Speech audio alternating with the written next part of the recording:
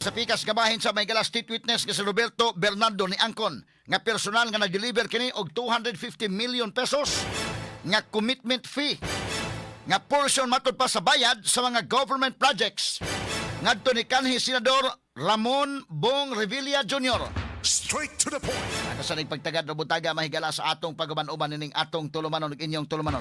Straight to the point. Sa tanan mahigala nga mga nangapreso, si Ramon Bong Revilla Jr. mahigala mo oy kanhi senador. Pero ato na bantayan gikan mahigala sa pag-suna ni Presidente Bongbong Marcos nga mahiya naman kayo.